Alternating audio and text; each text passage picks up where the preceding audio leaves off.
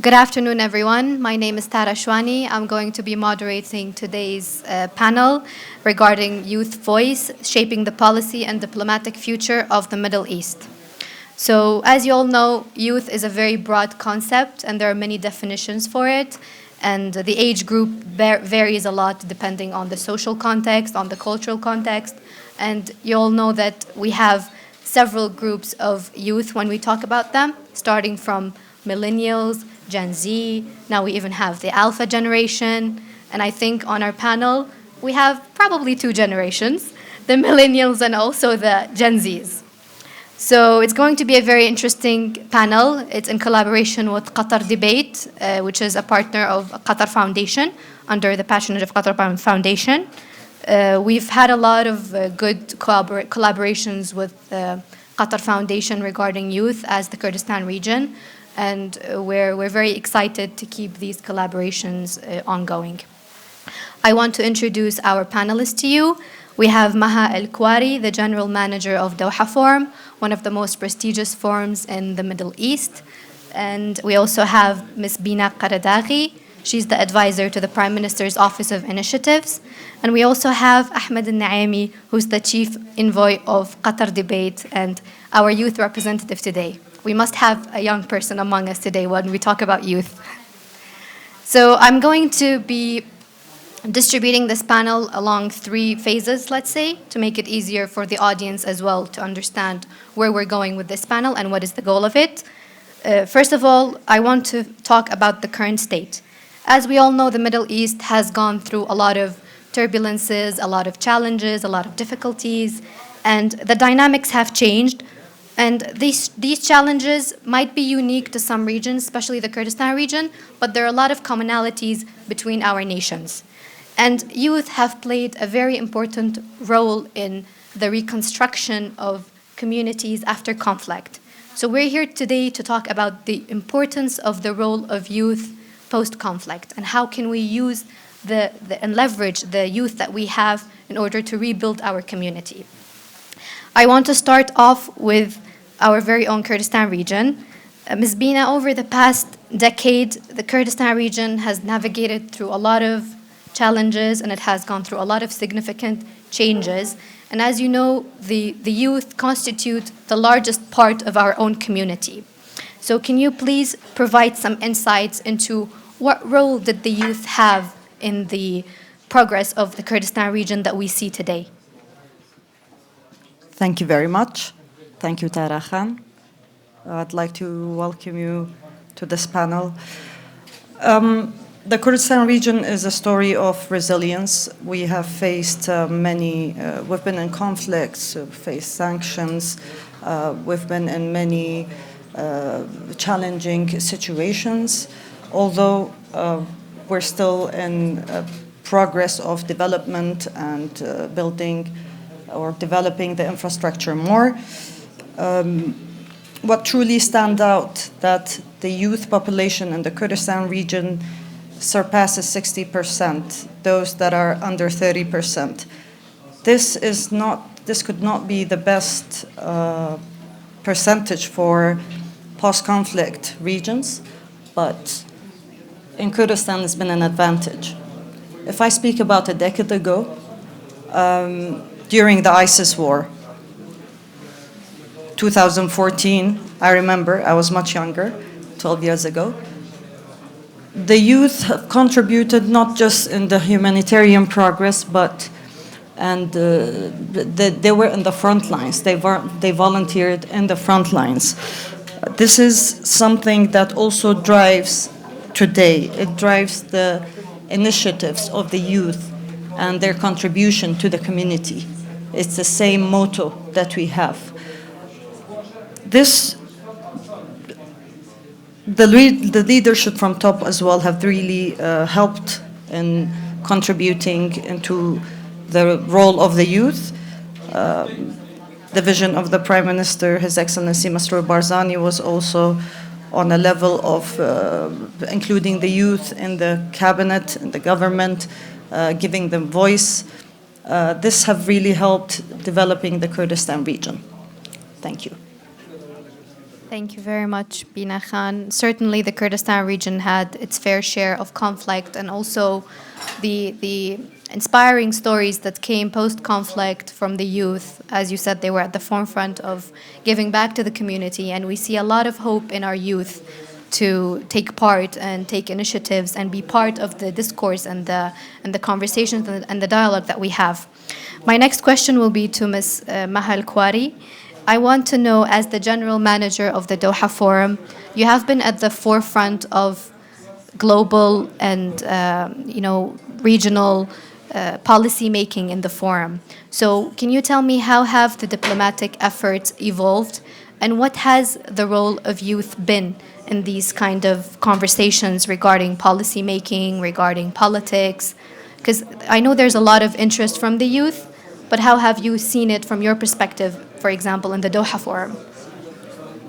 Thank you, Tara. Thank you for the introduction. And to be honest, I was a bit upset because I was considering myself within the youth. But answering your question, Doha Forum have been working with the youth, and we're trying to basically encourage them to participate in Doha Forum. I don't know if this will also interfere with the second question that you might ask us later, but basically Doha Forum was working with QatarDebate, and we have created with them the Doha Forum Youth Edition, which we basically count on giving us perspective, and we hear from them. We also not only created this, but we also have made it very similar time to Doha Forum to make sure that they participate in Doha Forum. Not only that, but we also encourage universities to join with us, to have panels with us, and to encourage the youth to participate and give them a space in the table. We know that the youth people, we know that youths basically wants to participate, wants their voices to be heard, and this is what we're working on. We're trying our best to make their voices to be heard. So Doha Forum is basically a panel that brings different perspective and different voices, and we also focus not only on these different perspective and different opinions, but also we know that the youth have different opinions as well, so we basically consider in putting them in these positions. And as you mentioned, the time is changing. Now we have technology, now we have AI, we have social media, and the youth are there and they have voices, and they are trying to put out their opinions. So why not basically including them in these discussions? Thank you very much, Maha. Indeed, it is very important for forums, political delegations, all kinds of people who have voices to give voices to the youth. And I think that Doha Forum has done a great job in that. Thank you very much. I want to now come to our youngest panelist. We're all also young, by the way. I don't mean that we're not young. But our youngest member of the panel today is Ahmad. MashaAllah, Ahmad, you've been participating and representing Qatar in a lot of national and international forums. And I want to know, how has these experiences shaped you? How has it changed your perspective about diplomacy, about being a part of something, about speaking up, about leading youth initiatives? And why is it so crucial for youth to take part in diplomacy and take part or have a seat at the table, let's say? Bismillah ar-Rahman ar-Rahim. Assalamu alaikum wa rahmatullahi wa barakatuh. Thank you, Tara, for the warm introductions. Pleased to be here, and I thank you for your hospitality.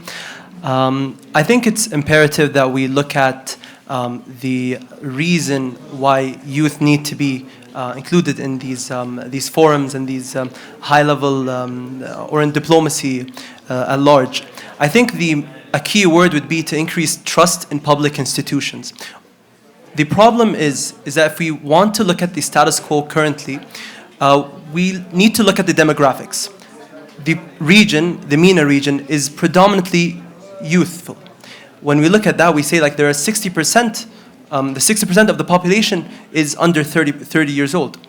When you have that kind of demographic and you're trying to really build for the future, you need to really incorporate these people into diplomacy and advocacy. And the issue is that even though 60% of the region is youthful, there's a substantial portion of that youth who have grown up in conflict-ridden areas. And when you have that, you have few consequences. One of the main consequences is that there's a disruption in their education. When you have a disruption in your education, when you think a Syrian born in the early 2000s for the past 10 or 15 years have not been in proper schooling and have not gone and had opportunities to explore and develop in that sense, you have a sort of disconnect between the current generation and the previous generation.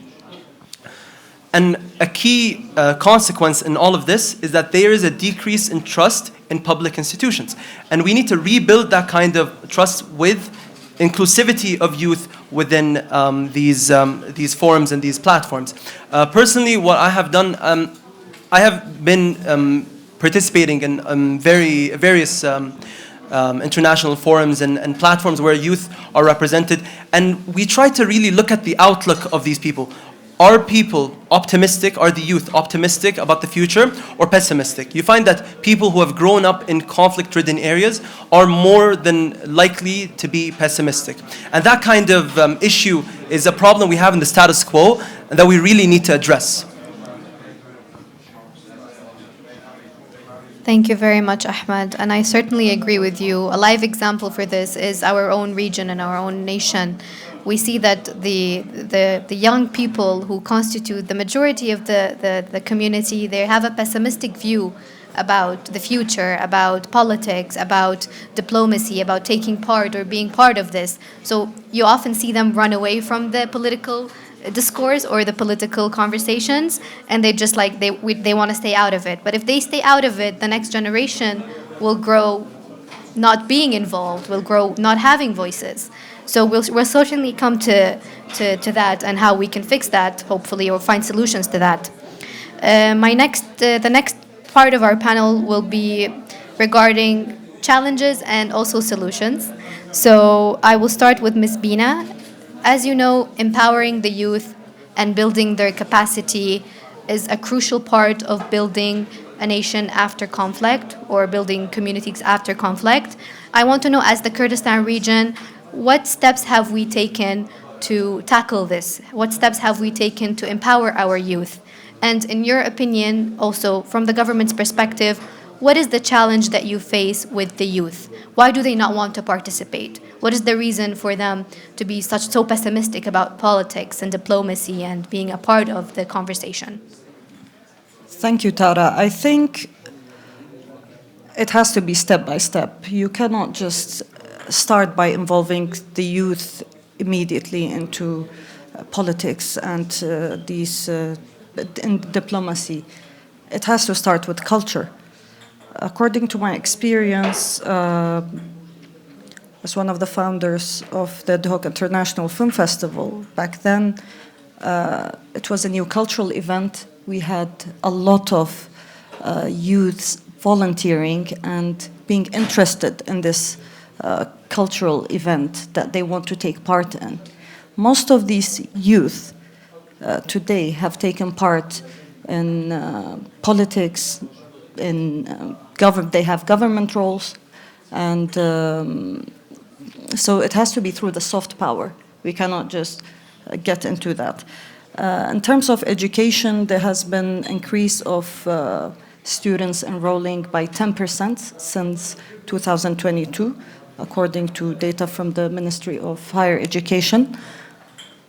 This is a positive indicator, but still not enough. I think we need to focus on vocational trainings and other sort of education as well. The Kurdistan region has a lot to give to the youth. I think we don't have an option if we have 60% under 30 years old, then they have to be involved. And in my opinion, there has been, in the past few years,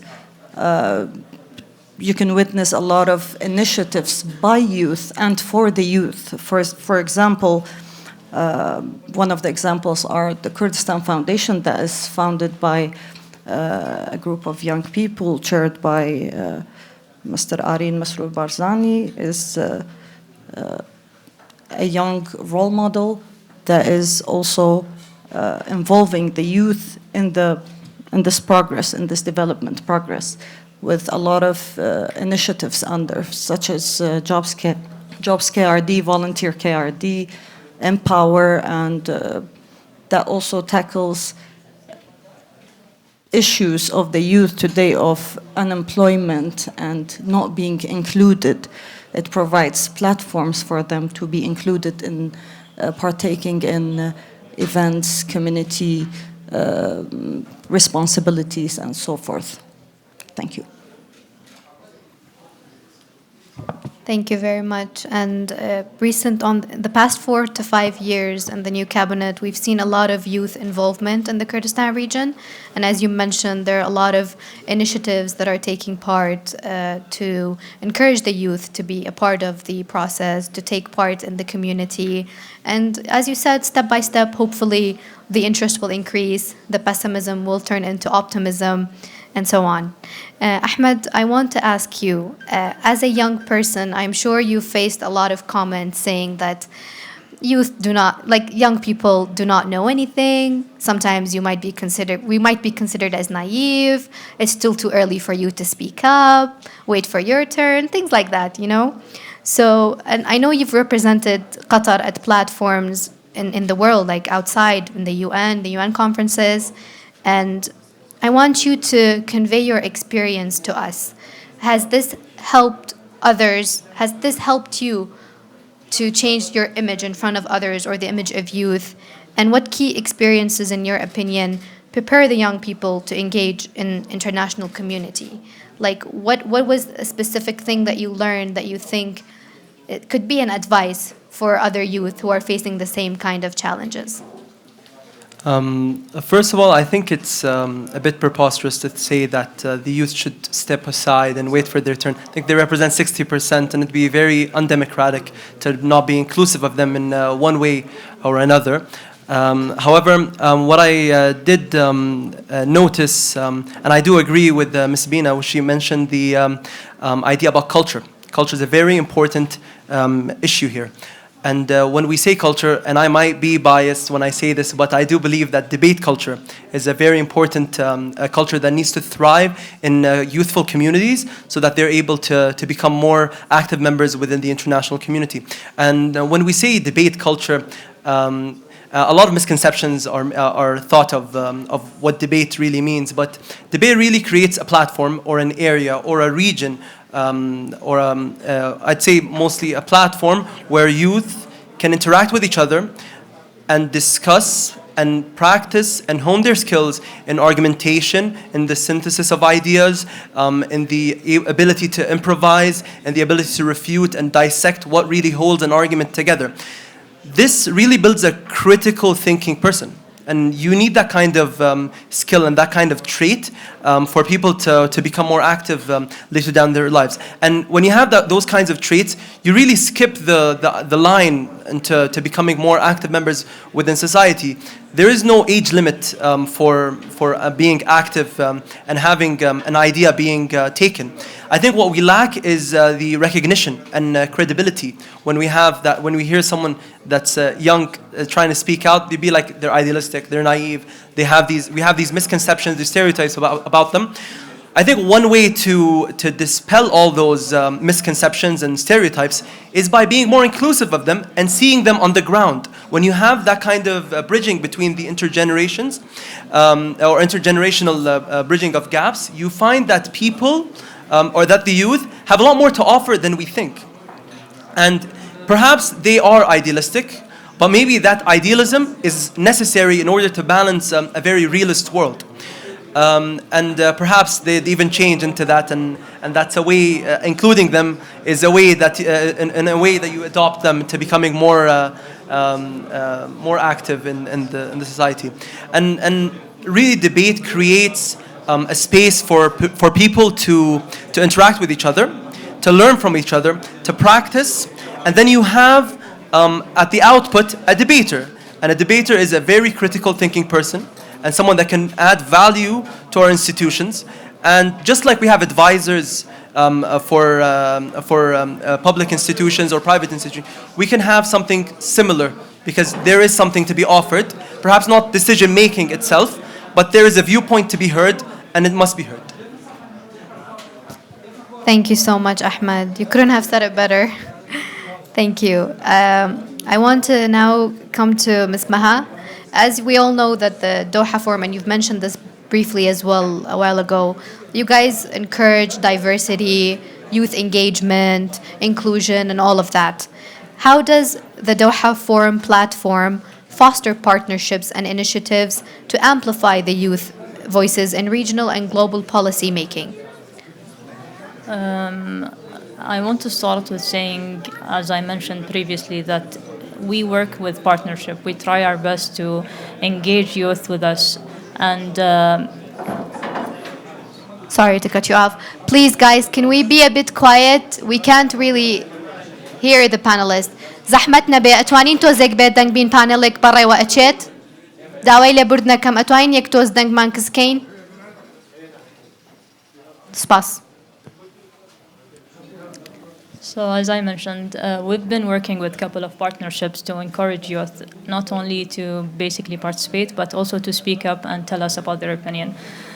I've been once there, and I know many of us was once there. When we were young, we wanted to participate, we wanted to speak up, but we didn't get the chance. But I got the chance when I was young, and I participated in making decisions as a diplomat. So I get the chance to have both feelings, and I know how it felt, and I know how encouraged I was and how I felt, and how it felt like very good when I basically participated. So this type of feeling we try to enhance and give it to the youth participating, especially with us, or even we try to basically work with partners to allow these youth to have this space and to be encouraged to participate within the political world, or let's say different types of aspects of whatever they try to participate in.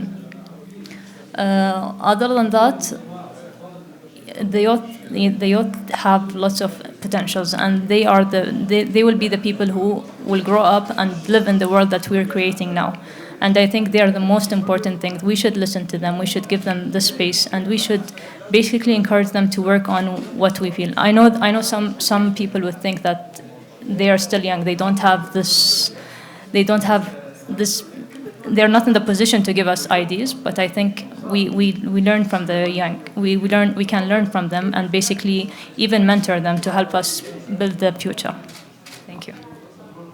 Thank you so much, Ms. Maha. I certainly agree with you that we can definitely learn from the youth, and I think that's a very important mentality for decision makers to have, to always keep that in mind, that even though there is an age gap, even though someone is younger than you could still learn a lot from them, and it always brings a fresh and a different perspective to the table, for sure. I'm going to come now to my last question. While we're looking ahead, what can we aspire to and hope for in the future for the youth? Of course, this question is open for all panelists to answer it the way that they like. We've mentioned that equipping youth with the skills and opportunities is essential, but what tangible actions can policymakers, industries, and institutions take to support the youth, to have the youth on the global stage, to have them have a voice, to have them make some decisions? In your opinion, I'm going to start with Ahmad as our youngest panelist. So what do you have to say for that, Ahmad? There are various means to increase youth representation within the international community and advocacy and diplomacy. I think one of the ways one of the most important issues to address is trying to rid the region of conflict. And if you can't do that, at least make sure that education is accessible to all, regardless of circumstances, whether they're in peaceful situations or in conflict. What do we mean by that? We mean that we would like these people to have have access to education despite their circumstances. initiative that I'd like to mention is Education Above All, which is under the patronage of Her Highness Sheikh Moza, which strives to do that. And when we have more of these initiatives, we get more accessibility to education in regions that are going to be helpful to us as well. There is an incentive to build up other places. It's not that we just think about ourselves and we try to focus on developing us, because we're developing partners, developing people that are going to work with us, and developing people who are do a specific right, and we try to give them the right education. That is the first proposal. I think the second one is to, which I would like to also mention, Sada Maha did mention the idea of having partnerships and mentorships with the youth. What Doha Forum does is that it has a youth edition. So we have a platform for the youth to participate and have this kind of exposure within a specific area of practice, where they're able to meet people who are like-minded and equally driven, and explore the diplomatic space. These are tangible ways we can do that. I think another way is to also increase people's participation within debate tournaments and fostering this kind of culture, because it's long-lasting. Cultures don't die overnight. And when you create that kind of gamifying discourse and building arguments and engaging with people who are very competitive in their field as well, it's really going to bring people up in terms of their skill level. And I think when you put all those together, it's really the idea of adding more spaces for the youth to practice their skills, to prove themselves, and to dispel this negative stereotypes that are long-lasting. Thank you very much. We need to hire you as an advisor to put some policies for the youth. Oh, well, I don't blame you. Thank you so much. Ms. Maha, what about you? What do you think can we do to encourage the participation of youth more in terms of policy making? I think the most important thing is basically funding these small initiatives and projects. Through my path, I've crossed through lots of youth initiatives, and I was surprised how excellent and how brave these young kids, or the youth, were basically coming up with these ideas. But unfortunately, they were not funded. They don't have the capacity of coming out and providing this information to the people. So I think one of the most important things is providing these funds, or basically each country should provide a capacity that they can fund these initiatives, these projects led by the youth. And I think it would be very great if they work on it. Other than that, I think they should be also encouraged. There are a couple of ideas that still didn't come out because they don't have this encouragement to come out and say their ideas, and I think this is what we lack. Other than that, I think now, and especially at that time, people are concentrating lots on multilateralism, and basically the youth have lots of information and lots of different aspects on these points, especially like climate change, also on the pandemic, and all the other aspects that we could basically listen from them and hear from them what basically they've been through, so we can basically work on it and deal with it. Thank you. Thank you very much. I think we can all agree on that providing more platforms and giving the opportunity to the youth is the key for us to amplify their voices. Finally, let's come to the Kurdistan region. Bina Khan, what do you think is some steps that we can take as a region to amplify the voices of the youth? How can we make their voices stand out stronger? How can we involve them more even in the political process or in the diplomatic process? I really think that Kak Ahmad addressed the generation gap, and this is something that we need to tackle. E-government and digitalization is one way that we can really involve the youth into this progress in a healthy way. We can have them involved in a way where it's interesting for them. The youth are, for now, they are against these very traditional ways of communications and getting things done. The ninth cabinet is really developed e-government platforms and is still working on it. It was also still developed by the youth and is still ongoing, but I think we're now in a time where we have to do AI as well, incorporate that as well. If we don't, we need to basically run and not walk to minimize this gap between the generations and not have them pessimistic, as they say. I think it's their, the reason why they're being pessimistic about getting involved in these processes is the traditional way of dealing with the situations.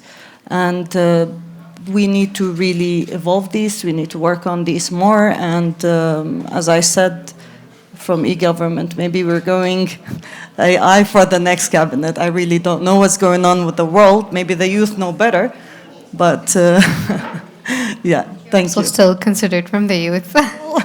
Thank you so much. And I would also like to add that we've noticed, all of us, that within the Prime Minister's government and his offices, the majority of the employees are from the youth, which is a very positive and optimistic step forward, which means we have the interest from the youth and we're also trying to help also amplify that. Thank you guys very much. I would like to now turn it to the audience. If you guys have any questions for our panelists, any points you would like to be cleared. Yes.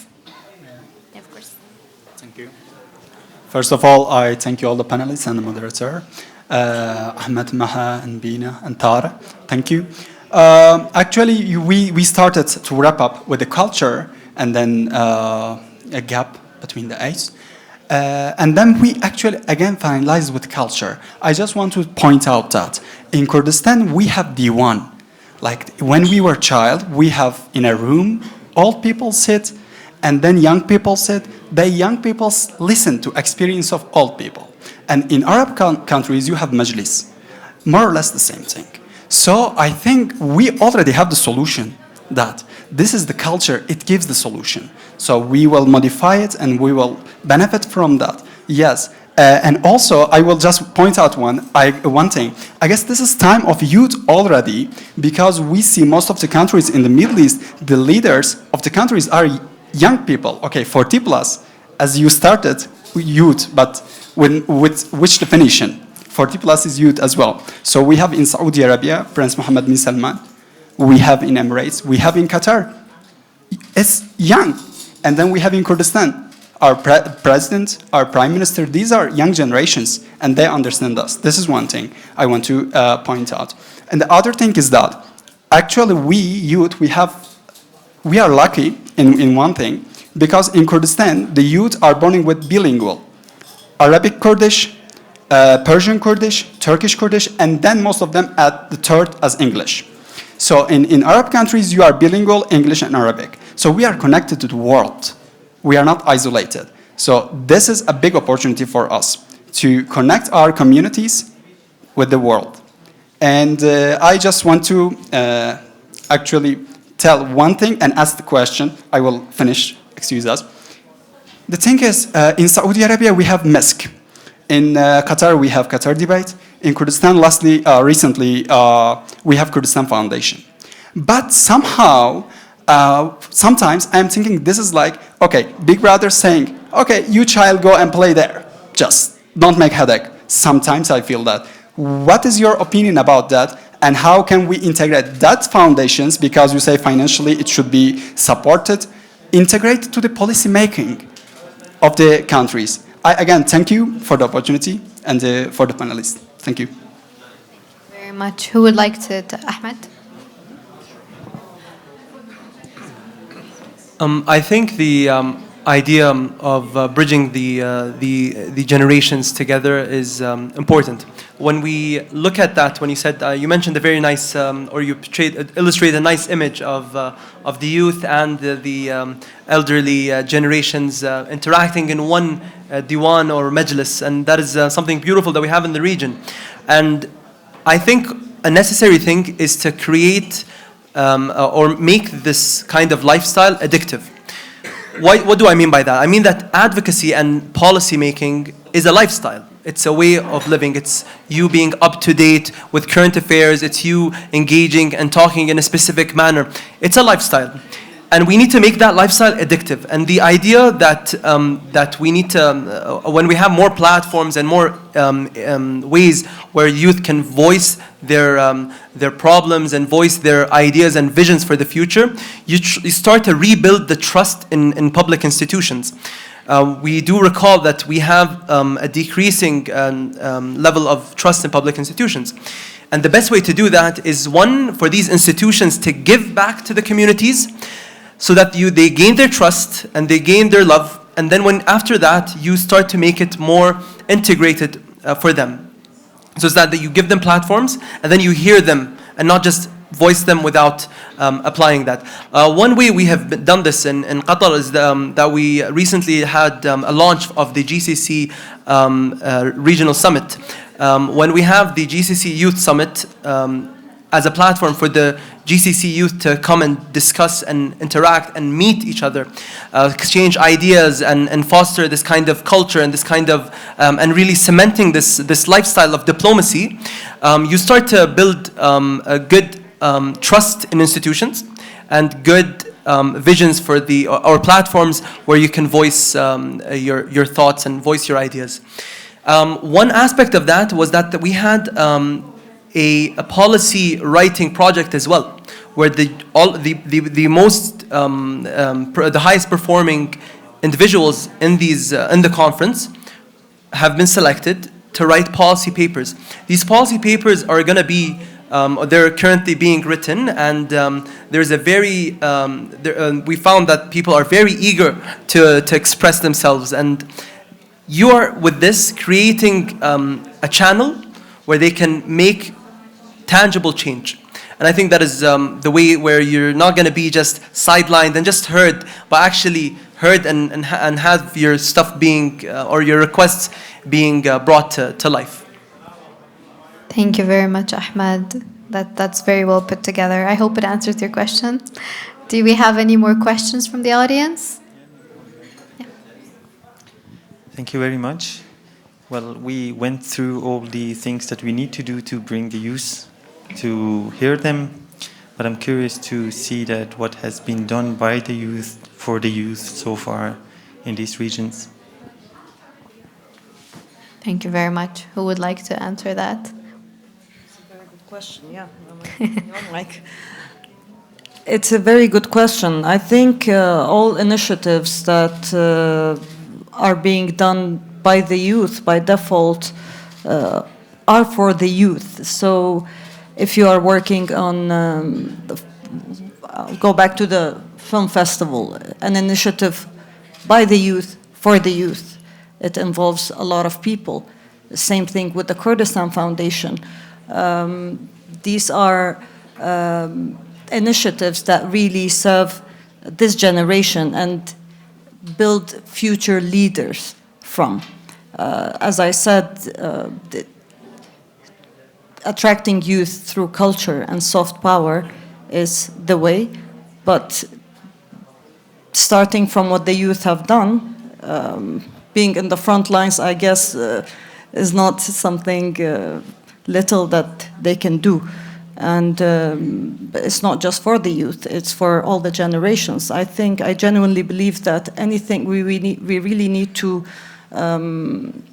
remove these gaps, and if there is something that is made by the youth, I think it should be serving the entire community, because I think it's the elderlies that need most support or help from the youth, and it's the same as vice versa. It's the elderlies that need to support the youth. So I think the healthiest way is to have the youth having initiatives for the elderly and vice versa. Thank you. We'll let you all go. Okay. Just to, you just clicked a point now, and I just want to say, we keep saying that youth need to be presented, and we need to give youth, we need to provide the youth, but we also need to concentrate on one thing, that if we kept making the youth think that they don't have a place and we need to give them, then I think they will have something in their mentality that they will still want us to provide them with things. I think it's also, there is a part where the youth should basically work and start engaging. They have all the platforms there. They have everything now available for them, even if it's like not 100% available, but they now, even if they have like 50% available, they should work by themselves. I think we have our colleagues in QatarDebate. I can see what they're doing.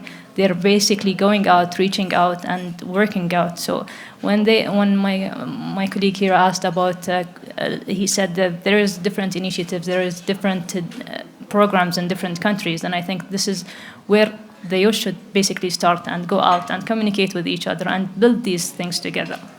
They can't be given everything. Some things you should go out and get them by yourselves. Thank you.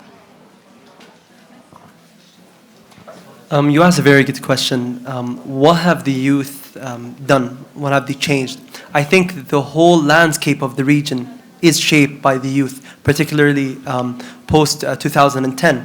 We have the current situation in Syria being predominantly led by youth movements. At least in the start, we have a lot of student activism and this kind of rhetoric, this kind of culture. Even if we look abroad, most protests, most social activism is led by the youth. They are the voices which are the loudest. And when you have that kind of loud yearning for more rights and proper liberation, you find the youth at the other end of it. And the primary reason for that is they're the main stakeholders. They're the majority, and they are going to live most of their lives in a situation where they are, the most of the years that are going to come are going to be shaped by them. Another thing is that the youth, even if they don't do anything, they're really paying the price of all of the issues. They are the people who are losing access to education, losing family members, losing livelihoods. When you have displaced people, you have the youth at whom are paying the highest price. So I think that in a sense they are the main actors and the main stakeholders and the people whom need to be put at the spotlight of all of this. And I think, and I would like to also add that there are ways where you incorporate the youth, where you can hear their voices in platforms as if they were employees. I was in the United Nations General Assembly just this past year, and we found that there are a lot of initiatives by countries to include permanent members of the delegation whom are youths. And when you have that kind of incorporation, you find that these people are taking full duties that other diplomats would have done. I wouldn't say that they're holding the most important cases and the most important files, but they're practicing, they're learning, and they're staying there and having this kind of exposure, this kind of bridging of gaps. And you're definitely creating a culture, and you're definitely preparing the people for the future. Thank you guys so much. I want to thank the panelists for their time and their very valuable insight. It was a very interesting discussion, and I'm very happy that we found the time in the crazy World Economic Forum and all the events going on to talk about something related to the youth, because as we all agree now, hopefully, that the youth need to amplify their voices, and we need to work on giving them more access, more voices to be heard, and hopefully the future is more optimistic for our youth. And I really want to thank you guys again for your time. Thank you so much.